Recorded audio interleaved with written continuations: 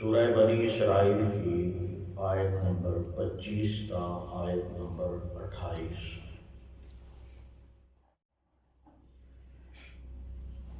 ان آیات میں اللہ تبارک و تعالی نے ایک مسلم معاشرے میں رہنے والے افراد کی اخلاقی تربیت کے حوالے سے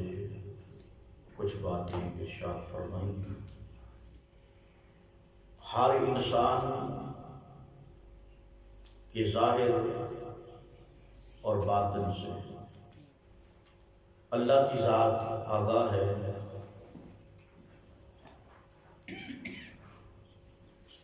ہر انسان کا ظاہر تقریباً انسان سے وابستہ افراد سبھی کو معلوم ہوتا ہے۔ میرا ظاہر آپ کے سامنے ہے، آپ کا ظاہر میرے سامنے ہے، لیکن انسان کے باطن سے اگر کوئی ذات باخبر ہے تو وہ اللہ کی ذات ہے۔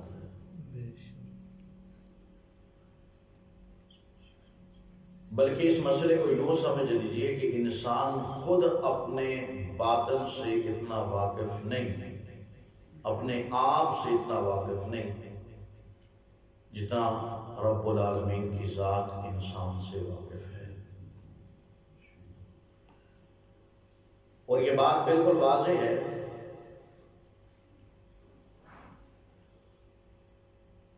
کہ اس دنیا میں کوئی چیز ظاہر ہے، پوشیدہ ہے، حاضر ہے، غائب ہے۔ ہمارے ظاہر اور ہمارے باطن سے اللہ کی ذات واقف ہے، اور اس کی وسیع درجے کی جو قدرت ہے، علم قدرت اس قدر وسیع پیمانے پہ ہے کہ جس کی کوئی حد بندی نہیں، کوئی قید نہیں۔ وہ اللہ انسان کے دل کے اندر جو سوچ پیدا ہوتی ہے، انسان کے دل میں پیدا ہونے والی سوچ سے پہلے بھی واقف ہے کہ انسان کیا سوچنے والا ہے۔ یہ مرحلہ وار سارے سلسلے ہیں۔ جب اللہ انسان کے اندر سے اس قدر واقف ہے تو پھر اللہ تبارک و تعالی نے یہ میسج اور یہ پیغام دیا ہے۔ فرمایا ربکم اعلم بما فی نفوسکم، جو تمہارے نفسوں میں، تمہارے دلوں میں، تمہارے اندر جو کچھ ہے سب کا سب اللہ کے علم میں ہے۔ تمہارا رب تمہارے اندر سے واقف ہے۔ اللہ تبارک و تعالی نے یہاں پہ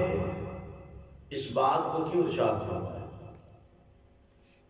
چونکہ سابقہ درس کے اندر ہم نے حقوق والدین کے ضمن میں پچھلی آیات پڑھی تھی، جس میں اللہ تبارک و تعالی نے اولاد کو پابند کیا کہ ماں باپ کے ساتھ حسن سلوک سے پیش آنا ہے، اور نرم گوئی کے ساتھ ماں باپ کے ساتھ گفتگو کرنی ہے، بالکل نرم لے جا، پیار والی بات نہیں۔ اب ایک جوائنٹ فیملی کے اندر ایک گھر میں رہتے ہوئے کبھی کبھار انسان کے تیور بدل جاتے ہیں، انسان کی طبیعت کے اندر فرق آ جاتا ہے، غصے میں انسان آ جاتا ہے، یا پھر انسان جلد بازی میں آ کے اپنی ماں کو، اپنے باپ کو کوئی ایسی بات کہہ بیٹھتا ہے کہ اس کی نظر میں یا اس کی سوچ میں وہ بات خیر خواہی والی بات ہوتی ہے، لیکن عام دیکھنے والا، سننے والا محسوس یہ کرتا ہے کہ بھائی اس نے اپنے ماں کی، اپنے باپ کی نافرمانی کی ہے، گناہ کا کام کیا ہے۔ اتنا حساس مسئلہ اللہ تبارک و تعالی نے اس مسئلے کو بھی یہاں پہ ان لفظوں سے واضح کیا کہ اولاد اگر ماں باپ کے ساتھ تلخ کلامی کرے گی، سخت لہجہ استعمال اگر اولاد کرے گی تو اس کی قطعاً اجازت نہیں ہے۔ بات کرنی ہے تو پیار کے ساتھ، اچھے انداز کے ساتھ۔ اگر بات کرتے کرتے کوئی ایسی بات زبان سے نکل گئی کہ جس کو ظاہر یہ سمجھا جاتا ہے کہ بھائی یہ تو ماں باپ کی توہین ہوگی، انسلٹ ہوگی، ماں کا بے ادب ہو گیا، باپ کا بے ادب ہو گیا، تو اس صورت میں کیا وہ بیٹا جس کا ما فی الضمیر اس بات کی گواہی دیتا ہے کہ میں نے صرف اپنے باپ اپنی ماں کی اصلاح کی خاطر، خیر خواہی کی خاطر یہ بات میری زبان سے نکلی ہے، تو کیا اس معاملے میں وہ گناہ گار ہے؟ اللہ تبارک و تعالی نے اس کی اس خطا کو اپنی رحمت سے درگزر فرما دیا۔ ہوتا ہے نا ہمارے ساتھ، کئی مرتبہ گھر کے اندر بیٹھے ہو جاتا ہے، ماں باپ کے ساتھ بیٹھے ہوئے بے تکلفی میں گفتگو، کبھی کبھی ایسی بات ہو بھی جاتی ہے کہ ظاہر ہے کہ جو ماں کی طبیعت پہ گراں گزرے، باپ کی طبیعت پہ گراں گزرے، یا دیکھنے والا یا بیٹھا کوئی دوسرا تیسرا شخص محسوس کرے یار انہوں اے گل نہیں سی کرنی چاہیے تھی، حالانکہ وہ اپنے تائیں مطمئن ہوتا ہے کہ بھائی حلفاً بھی کہہ بیٹھتا ہے کہ بھائی میں نے اس نظریے سے یہ بات نہیں کہی، میری یہ سوچ نہیں تھی۔ تو اللہ تبارک و تعالیٰ نے فرمایا تمہارا کام نہیں ہے مواخذہ کرنا۔ ماں باپ کے حق میں یہ اولاد جو زبان اختیار کرے گی، استعمال کرے گی، اللہ جانتا ہے، اور کس بنا پہ اس نے زبان سے یہ کلمات کہے اللہ اس کے اندر کے تمام تر معاملات سے واقف ہے۔ اس لیے اللہ پاک نے فرمایا ربکم اعلم بما فی نفوسکم، جو تمہارے دلوں میں ہے اللہ اس کو بخوبی جانتا ہے، تمہارا رب اس کو بخوبی جانتا ہے، اس کے علم میں ہے۔ ان تکونوا صالحین، اگر تم نے وہ بات اصلاح کے طور پہ کہی، یعنی کہ تم نیک ہو اور نیکی کے زمرے میں رہتے ہوئے تم نے اپنے والدین کے ساتھ اس طرح کی بات کہی کہ جو ظاہراً تو کراہت تھی، سخت تھی، لیکن تمہاری نیت کے اندر کوئی کسی قسم کا بگاڑ نہیں تھا، تم اصلاح کے دائرے کے اندر رہ کے بات کر رہے تھے، اللہ پاک فرماتے ہیں فَإِنَّهُ كَانَ لِلْأَوَّابِينَ غَفُورًا، اسی وقت تم اپنے اللہ سے معافی مانگ لو، کیونکہ اللہ فوراً رجوع کرنے والوں کو معاف فرما دیتا ہے۔ اللہ کو اتنا بھی پسند نہیں ہے کہ اگر ماں باپ کو ظاہراً کوئی ایسا سخت لفظ بولا جائے کہ سننے والا شخص، کہنے والا اولاد کے زمرے میں بیٹا ہے یا بیٹی ہے، کہنے والے اپنے تائیں بے شک اصلاح کے دائرے میں کہتے ہوں، لیکن اللہ نے پھر بھی فرما دیا کہ سننے والوں نے یہ بات اپنے تائیں اس طرح محسوس کی کہ بھائی یہ اپنے ماں کا، اپنے باپ کا یہ گستاخ ہے، بے ادب ہے، اس لیے اللہ فرماتے ہیں فوراً اسی وقت تم نے اپنے رب سے معافی مانگ کے رجوع کرنا ہے تو اللہ پاک تمہارے اس گناہ کو معاف کر دے گا۔ اللہ نے درگزر فرما دیا، لیکن راستہ بھی بتا دیا کہ رسول اللہ صلی اللہ علیہ وسلم نے فرمایا ان العبد اذا اعترف ثم تاب تاب اللہ علیہ، جب بندہ گناہ کا اعتراف کرتا ہے، معافی مانگتا ہے، اللہ اسی وقت اس کے گناہ کو معاف کر دیتا ہے۔ اور دوسری حدیث کے اندر اللہ کے نبی نے فرمایا التائب من الذنب کمن لا ذنب لہ، کہ جو گناہ کے بعد توبہ کر لے تو اللہ پاک اس کو اس انداز سے معاف فرماتا ہے، اس کے نامہ اعمال سے گناہ اس طرح مٹا دیتا ہے، فرمایا کمن لا ذنب لہ، گویا کہ اس نے کبھی کسی زندگی کے حصے میں گناہ کیا ہی نہیں، کبھی زندگی کے موڑ میں اس سے گناہ ہوا ہی نہیں، اللہ مٹا دیتا ہے، بالکل نامہ اعمال بالکل صاف فرما دیتا ہے۔ تو اللہ تبارک و تعالیٰ نے آگے اب معاشرے کی اصلاح کے طور پہ ہماری تربیت فرمائی ہے کہ ایک مسلم معاشرے کے اندر رہتے ہوئے تمہارے ذمے جو اللہ کی طرف سے ذمہ داریاں ہیں وہ کیا ہیں؟ فرمایا وَآتِ ذَا الْقُرْبَى حَقَّهُ، کہ قریبی رشتہ داروں کو ان کا حق پورا پورا دے دیا کرو۔ حق تلفی اللہ کو برداشت نہیں ہے، اللہ نے خصوصاً فرائض کے اندر حق تلفی تو کسی صورت میں برداشت نہیں ہے۔ مثال کے طور پہ یہ عشر والا معاملہ ہے، زکوٰۃ والا معاملہ ہے، اگر کوئی انسان حق تلفی کرے گا یا پھر جائیداد کی تقسیم والا معاملہ ہے، اکثر اوقات ہمارے معاشرے میں یہ بھی بگاڑ ہے، اور یہ حقیقتاً یہ ہماری کمزوری ہے کہ ہم کوشش کرتے ہیں اپنے تائیں بڑا سمجھدار دنا اور عقل مند بننے کی کہ بھائی بیٹیوں کا حصہ بیٹوں کے ہی اندر ڈیوائیڈ کر دیا جائے، تقسیم کر دیا جائے، بیٹیوں کو محروم کر دیا جاتا ہے۔ لیکن یاد رکھیے ہزار کوشش کرنے کے باوجود جو حصہ بیٹی کو اللہ کے قرآن نے دیا ہے، دنیا میں انسان ہزار کوشش کرے لیکن جب تک وہ بیٹی کو اس کا حصہ قرآن کے مطابق نہیں دے گا، اللہ کے ہاں باپ مجرم ہی رہے گا، مجرم رہے گا، اور یہی جرم انسان کے لیے وبال جان بن جائے گا۔ حشر کے میدان میں انصاف ہونے والا ہے۔ آپ دیکھیں نا، ہم تو نام بدل بدل کے، بیٹی بھی بیچاری اتنی مجبور ہو جاتی ہے، اسے پتا ہے کہ اگر میں نے اپنے منہ سے اپنے تائیں حصہ مانگا یا پھر باپ سے میں نے حصہ لے لیا تو باپ کب تک زندہ رہے گا، ماں کب تک زندہ رہے گی؟ جب باپ فوت ہوا، ماں فوت ہو گئی تو میرے بھائیوں کا دروازہ میرے لیے تو بند ہو جائے گا، بھائی تو ناراض ہو جائیں گے۔ یہ ہمارے معاشرے کا کلچر بن چکا ہے، یہ بالکل من و عن اسی طرح کہ بیٹی بہن بیچاری مجبور ہو کے ہاتھ باندھ کے کہتی ہے ابا جی میں اپنا حصہ اپنے بھائیوں کو وقف کیا، مجبور ہو کے۔ یہ خوشی سے نہیں ہو رہا، یہ مجبوری کے تحت ہم نے اپنے معاشرے کو اس قدر جگڑ دیا ہے اس تنگی کے اندر کہ بیٹی مجبور ہو جاتی ہے، لاچار اور بے بس ہو جاتی ہے۔ رسول اللہ صلی اللہ علیہ وسلم نے کیا فرمایا تھا؟ فرمایا قرب قیامت شراب اتنی عام ہوگی لوگ شراب کے نام بدل بدل کے شراب کو استعمال کریں گے۔ آج وہی بالکل سیم وہی سچویشن ہے کہ ہم نے بیٹی کو اس ڈھانچے میں ڈال دیا کہ بیٹی خود کہتی ہے ابا جی سے مینوں نہیں حصہ چاہیے، دے دو۔ بھائیوں کہتی ہے میرا حصہ میں تمہیں دینی ہے، تسی آپس میں تقسیم کر لو، بانٹ لو آپس میں۔ اس لیے اللہ تبارک و تعالیٰ نے فرمایا وَآتِ ذَا الْقُرْبَىٰ حَقَّهُ، اپنے قریبیوں کو ان کا حق دے دو، پورا پورا دے دو، وَالْمِسْكِينَ، مسکینوں کو بھی ان کا حق دے دو، وَابْنَ السَّبِيلِ، اور مسافر کو، راہگیر کو، اگر کوئی مسافر ہے، راہگیر ہے یا کوئی سائل ہے، فرمایا اس کو بھی اس کا حق دے دو۔ جس کے پاس جتنی گنجائش ہے اللہ کے دیے مال سے دے دینا چاہیے۔ جو اللہ کے نام کا سوال کرتا ہے، اگر اللہ کے نام کا سوال کیا جائے تو اللہ کے نام کے اوپر سوال کرنے والے سائل کی ظاہری کنڈیشن کیسی بھی کیوں نہ ہو، اگر طبیعت مانتی ہے تو دے دیا جائے، نہیں اگر دل مانتا یا ذہن کے اندر یہ بات نہیں بیٹھتی کہ بھائی یہ تو حق نہیں رکھتا، اس کے بجائے میں کسی اور حقدار کو دے دوں گا، تو اس صورت میں بھی اس کے ساتھ جھگڑا نہیں کرنا، طلب کلامی نہیں کرنی، سخت لہجہ استعمال نہیں کرنا، اس کے ساتھ اچھے رویے سے اس کو الوداع کر دینا ہے، رخصت کر دینا ہے۔ فرمایا وَلَا تُبَذِّرْ تَبْذِيرًا، لیکن یاد رکھو فضول خرچی کا اللہ نے تمہیں کسی صورت میں حکم نہیں دیا۔ فرمایا فضول خرچی نہیں کرنی۔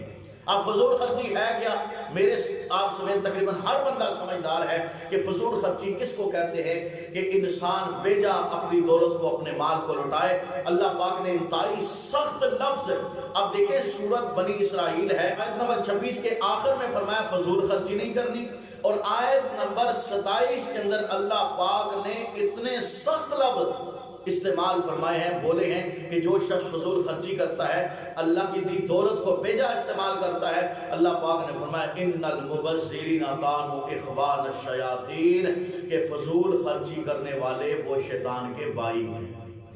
اب یہ لفظ دیکھیں کتنے وزنی لفظ ہیں، اللہ پاک نے، یہ معمولی بات نہیں ہے۔ فضول خرچی یعنی اپنے بیچارے وہ روٹی کو ترستے ہوں، ان کے گھر کے اندر راشن نہ ہو، بندہ جناب فضول خرچی عیاش پرست ہو، تو اس صورت میں اللہ تبارک و تعالیٰ، دیکھیں نا ہمارے گھروں کے اندر یہ معاملہ ہے،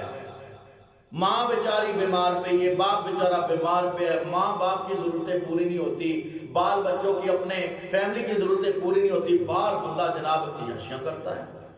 باہر جناب ہر ایک کے ساتھ آؤ جی ٹھیک ہے جی، کھانا پینا یاشی موج مستی، ادھر جانا ہے، یہ کرنا ہے وہ کرنا ہے، آج یہ پارٹی آج وہ پارٹی ہے، یعنی گھر کے اندر معاملات اور ہیں اور باہر معاملات اور ہیں، عیاشی والی زندگی۔ اللہ فرماتے ہیں یہ فضول خرچی، اللہ رب العالمین نے فرمایا فضول خرچی کرنے والے شیطان کے بھائی ہیں۔ وَقَالَ الشَّيْطَانُ لِرَبِّهِ كَفُورًا، شیطان اپنے رب کا نافرمان ہے، اپنے رب کی نعمتوں کی ناقدری کرنے والا، ناشکری کرنے والا کافر ہے، اس لیے فرمایا فضول خرچی کرنا یہ تمہارے لیے منع ہے۔ اللہ فرماتے ہیں وَإِمَّا تُعْرِضَنَّ عَنْهُمُ ابْتِغَاءَ رَحْمَةٍ مِّن رَّبِّكَ